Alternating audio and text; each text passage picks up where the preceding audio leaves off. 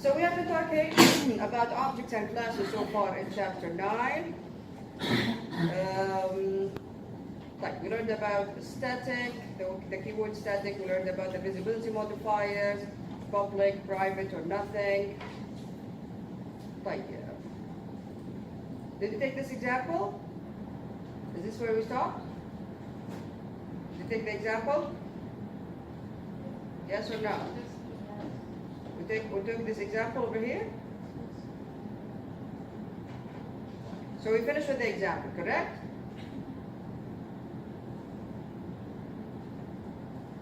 Are you sure, Sarah? Yes? Yeah? You think? All right.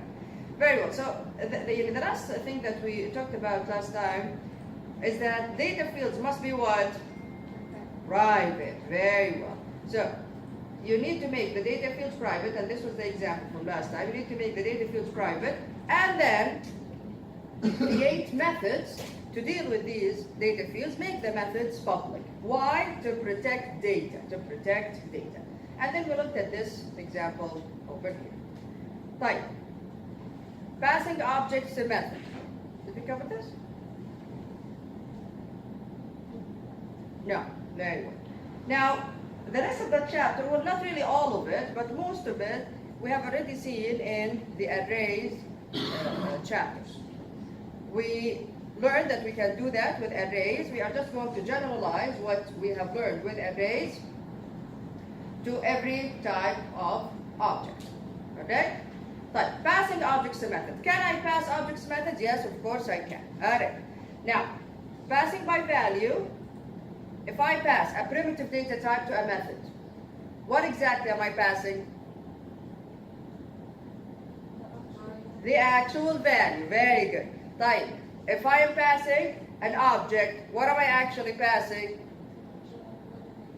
Very good. The reference. Very good. The reference of that object. And this is the example that we have here. So test pass.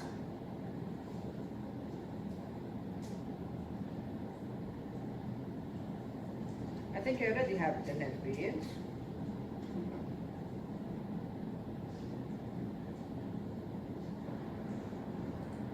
Okay. Here we go. Here it is. Alright, so in this example, we are creating objects from the last class that we have seen. It was circle with private data fields. The circle class that has the radius and number of objects as private data fields. Alright. So here we go. This is the main method. Yeah, create an object of the type circle with private data fields. The name here is my circle. The new circle with private data fields. What is the radius? 1. Very good. Now, there is a method called print areas. Right, before that method, I have int n is 5. Call print areas. Pass my circle, the object, and n. N is primitive data type. It's an int value. Alright, let's jump to print areas. Print areas is a void method. It receives an object of this type, circle private data field, C, and it receives an int variable or an int value. Very well. Now, so when I call it, I am passing my object, my circle, it is going to be received here. Now, what is happening exactly? Both my circle and the C object are looking at the same, both of these variables are looking at the same object in memory. Type pass n. When I'm passing n, I'm actually passing the value itself, 5. So here we go, 5 is going to be received in times. Type yeah. What is happening here? Let's see. Alright, print, and this is basically a header. Let me just run it very quickly. Here we go. So this is basically a header, radius, area. Then we have a loop. In this loop, what is happening? I am printing the radius of this object and also the area. After which, I am changing the radius by increasing it by 1. How many times is this happening? The number of times here. So times here is 5. Alright, so while 5 is greater than or equal to 1, yeah. C dot get radius. At the beginning, the radius was what? Was 1. Very good. So C dot get radius is 1. Here we go. 1.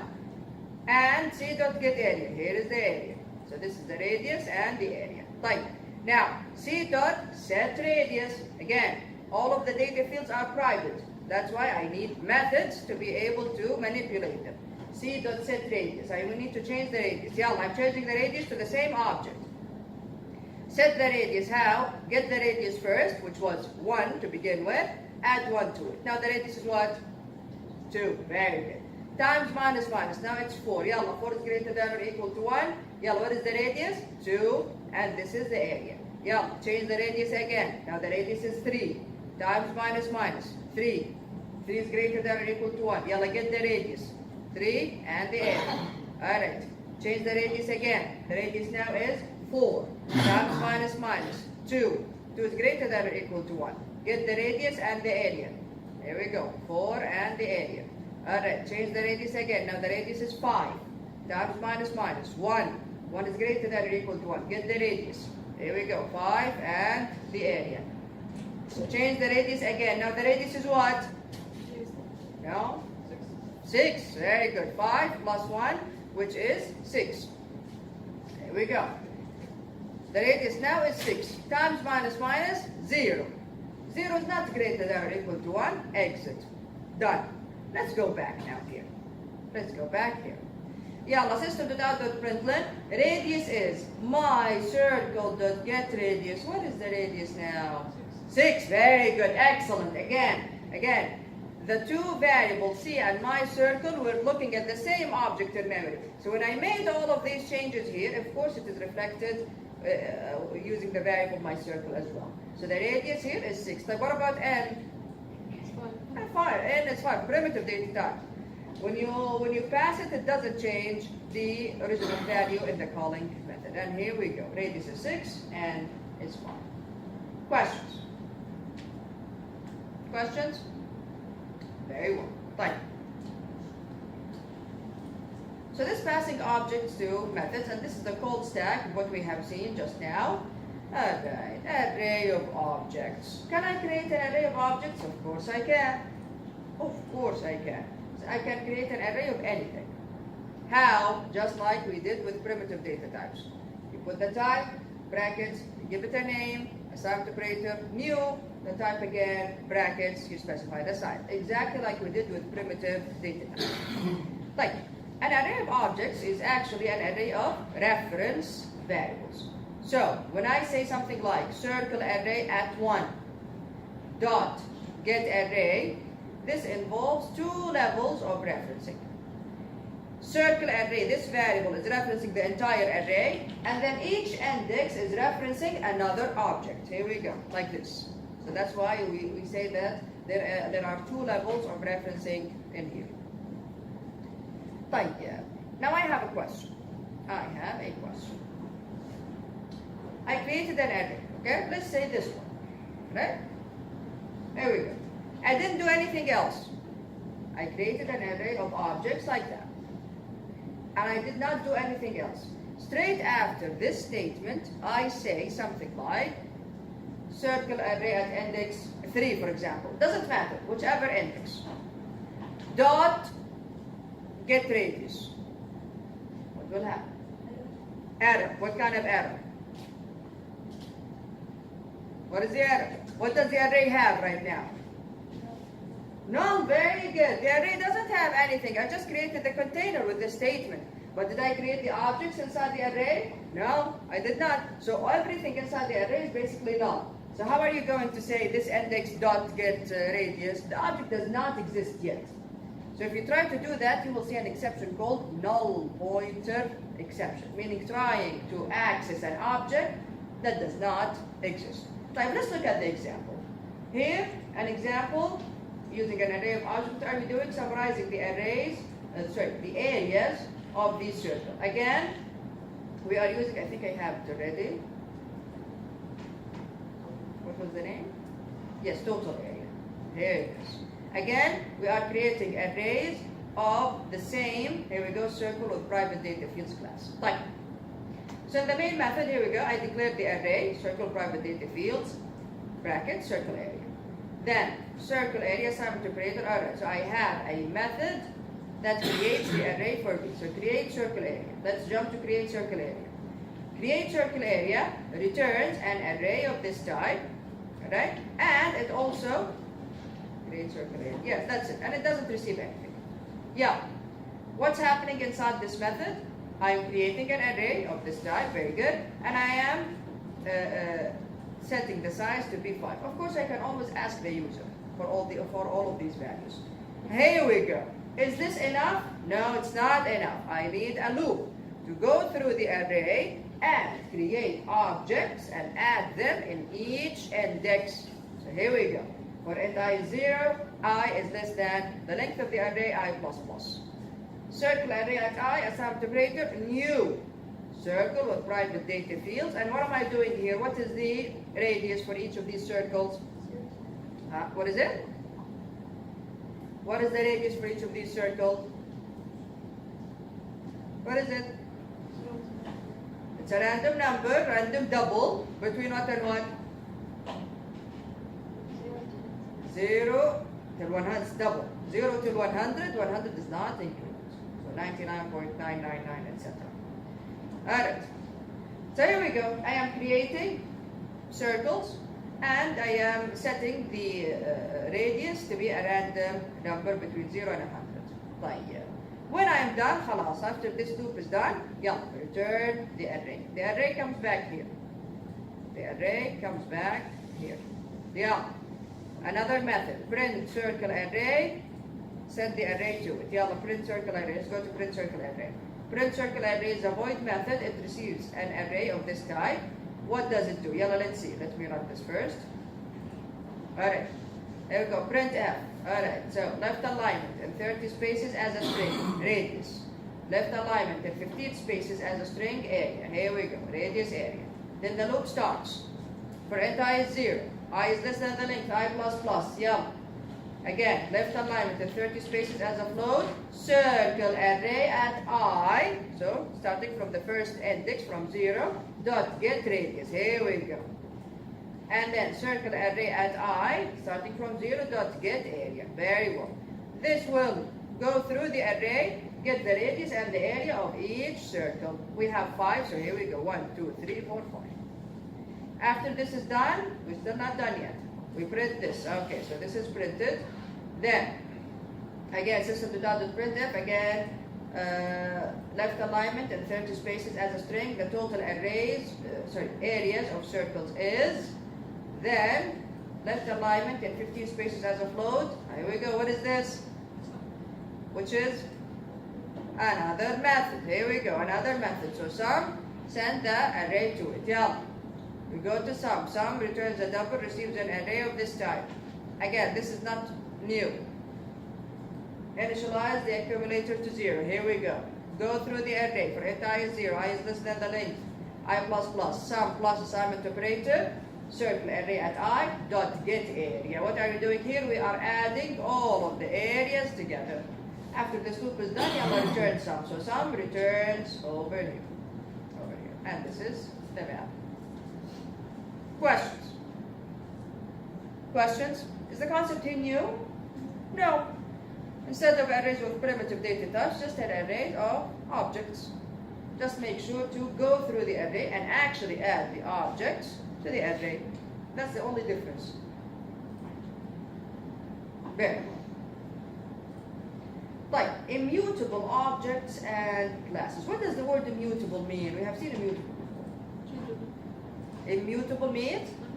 Very good. It cannot be changed. Very well. Like, so if the contents of an object cannot be changed, once the object is created, the object is called an immutable object. And its class is called an immutable class. Now we have already agreed, we have already learned that all data fields must be private. If, you see here, if, I'm saying if you need to make changes to a data field, create a method to do so. What if I don't have any methods that change the data fields? Then, once I create the object, can I change anything inside the object? No. Here we go. Here we go. Now, if you delete the set method in the circle class, set radius. If I remove set radius, Radius is private. خلاص, I cannot access radius anymore. I cannot change it anymore. So if you delete the set method in the circle class, the class would be immutable. Why? Because radius is private and cannot be changed without a set method. Right? Does this mean that in order for a class to be immutable, we only need the data fields to be private and no set methods? Is that enough? Let's see. So a class with all private data fields and without mutators, without set methods, is not necessarily immutable. Alright, so we have an exception here. For example, the following class student has all private data fields and no mutators, no set methods. However, it is still mutable. How? Let's look at this example. This is the student class, public class student. It has private int ID and private birth date. This is an object. It has an object as a data field. We said that we can do that, no problem. It's actually called composition. We'll learn about it in the next chapter. Alright, so private birth date. Alright, now, this is the constructor. It receives SSN, or its social security number. Alright, year, month, and day. It sets the ID to be in the SSN, and then it creates a new birth date object and sends year, month, and day to it. We will look at the birth date class in a second. Then I have get ID, it returns the ID, and get birth date, it returns the birth date. Do I have any set methods here? No, I don't have set methods.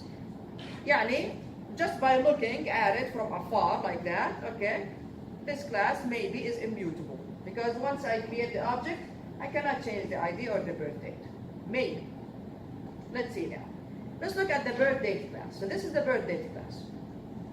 The birth date class has 3 private data fields, int, year, and year, month, and day. And this is the constructor, very simple. It sets the year, month, and day. But it also has what? A set year method. It has a set year method. Type. Let's look now how creating an object from this class will still be mutable. How? Let's see this. This is the main method. Yeah. Student, new student, and then I send these values. This is the ID, the year, the month, and day. Type. Now, what do? I use student.get birth date. Student.get birth date will return birth date. Assign it to a variable of the type birth date. Then, now both date, had the date, and the object birth date inside the student class are looking at the same object in memory. Both of them are accessing the same object in memory. Type. Now say something like this. Date dot set year. I have set year here from this class. Date dot set year 2010. What happened? The year of the birth date of the student changed. Is the class immutable? No, it's not immutable. So again. So in this class, student, even though the data fields are private and I don't have any set methods, the class is still mutable. I can still make changes to the objects after I create it. Why? Because one of the data fields here is an object of a class that has a set method. This is why. So once I create an object of the student class, just by retrieving the data field, get a birth date, I can then use the set year method from the birth date class and change the year. So how can I make a class immutable then? For a class to be immutable, it's not enough. It's not enough to have the data fields be private and no set methods. Now, for a class to be immutable, it must, number 1, all data fields must be private. Okay, no problem.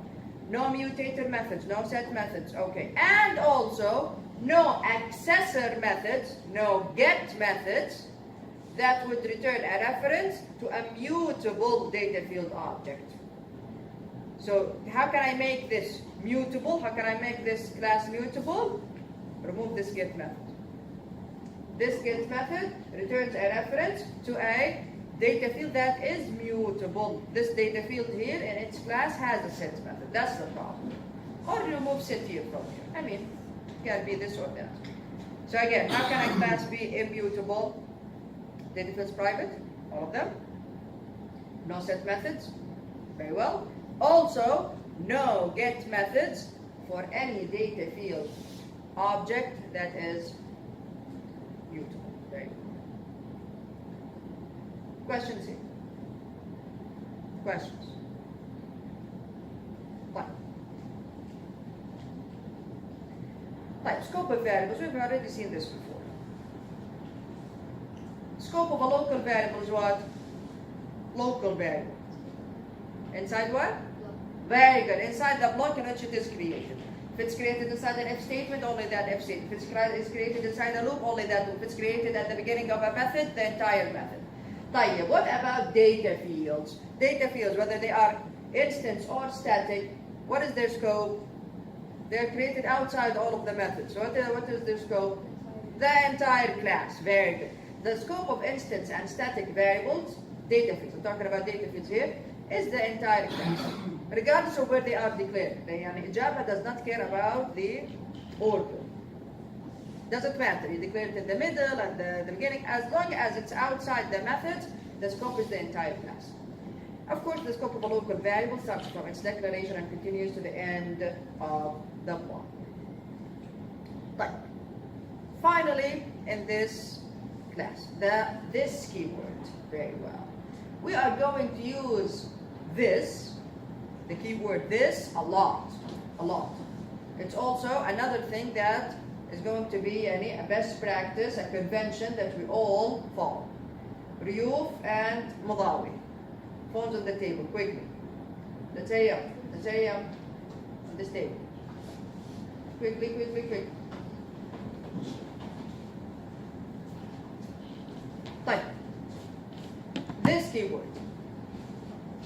What is the this keyword? The this keyword is the name of a reference that refers to an object itself. What does this mean? One common use of the this keyword is to reference a class's hidden data fields, and we will see what this means in a second. Another common use of the this keyword is to enable a constructor to invoke, to call another constructor in the same class. Like, what does all of this mean? Let's look at this class over here. The class here is named F. F has two data fields, one instance I, one static K. Okay? So int I and static K. Good. Then I have methods set I and set K. Set I receives, see here the parameter? The parameter's name is what? I. The same as what? As the data field I.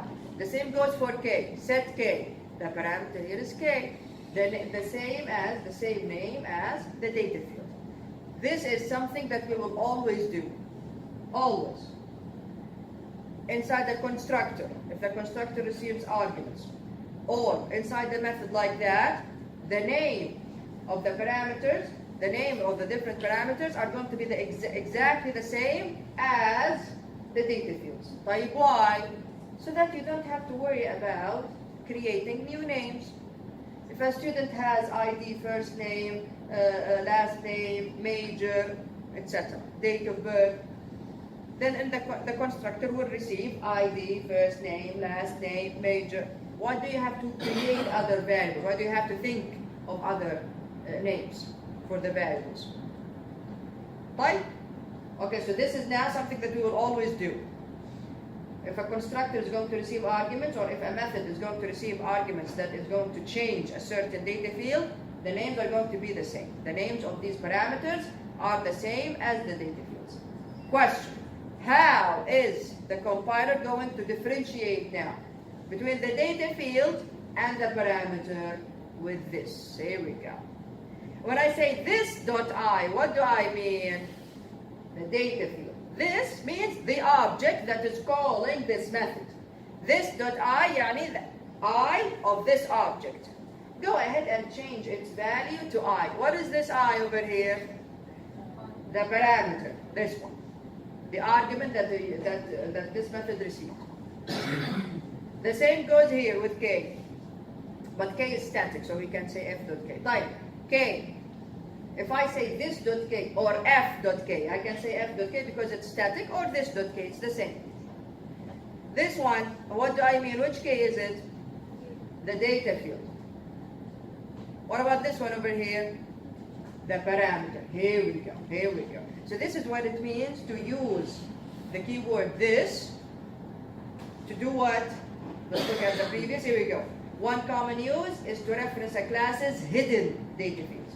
Why is it hidden? Because when you name the parameter the same name as the data field, now the compiler, if you just say I without saying this dot I, the compiler will think that you mean the parameter.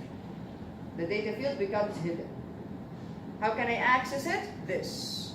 So again, what does this mean? This means the object that is calling this method. This dot I of the object.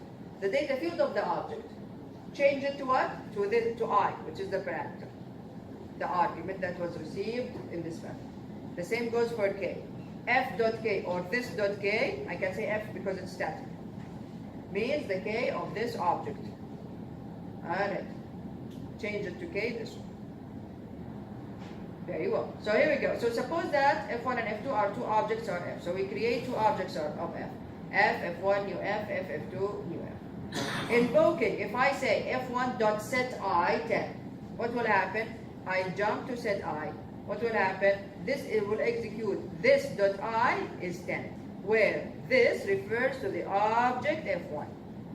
The same goes for f2. If I say f2 dot set I 45, we jump to set I. This will execute this dot I is 45, meaning this is f2. F2. Yani the I of the object f2, change it to 45.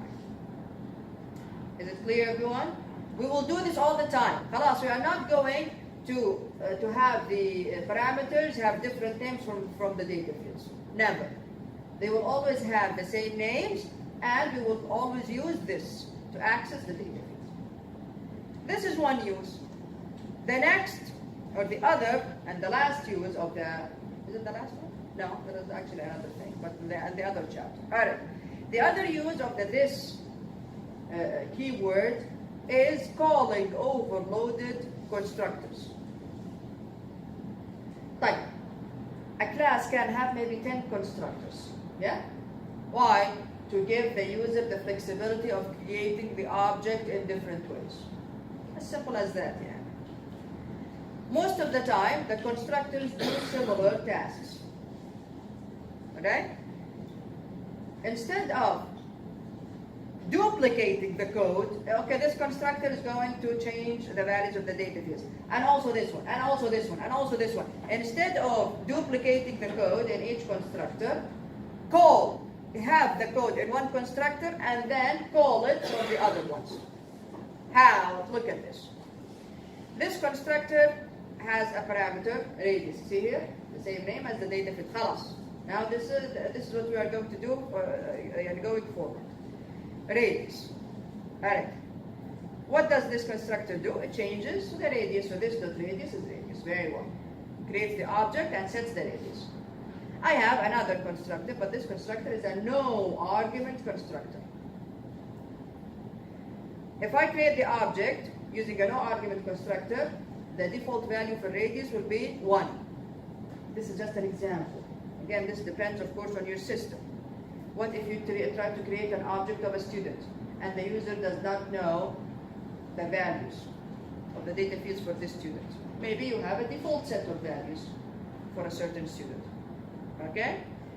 So here, in this example, the radius will be 1 if the user does not specify it. So what should I do? Instead of saying here, this dot radius is 1, call the other constructor. How? With the this keyword. This, parentheses, send the argument. This will call the constructor inside the class. We do not call a constructor by their name. Never. We never call a constructor by their name. We never say public circle and then here inside it, circle and send 1. No, never. This is wrong. It's a syntax error. If you are going to call another constructor, you use this. Use this. So this one, what will happen? Yeah, where is the constructor that receives an argument? This one. Okay, go ahead and call that constructor. And we always do that, by the way. It's very rare that you see two constructors having codes. Most of the time, the constructor is calling other constructor, and the code is only in one of them. Most of the time. Type. So here we go. This must be explicitly used to reference the data field radius of the object. Over here, this is used to invoke another constructor. Again, we never call a constructor by their name. We never say circle. We call it this. Type. What else? Let's look at the get area method over here. Do I need to say in this method, this dot radius times this dot radius times math dot point? Do I need to? Do I need to use this? Here, do I need to use this? Here. Yes, why? Because the constructor receives, the parameter here has the same name as the data field. But here, do I need to use this? No. Why? Because radius here, خلاص, this method does not have another radius. Doesn't have a parameter named radius. So when I say radius here, of course I mean the data field. So that's why here it says, every instance variable belongs to an instance represented by this, which is normally omitted. We don't really need to say this dot radius. Why? Again, the method does not have a parameter with the name radius. So just by saying radius, I mean the data field itself. Questions about this keyword? Any questions about this keyword? Is it clear, everyone? Yes? Very well. طيب. Finally, we're done chapter 9. We are behind, by the way. حتى مع الحفلة هذه we are still behind. You will learn about inheritance in the lab, and we still do not cover inheritance. Alright, we'll see. We'll try our best after the break. Alright. Now, before we start with quizzes.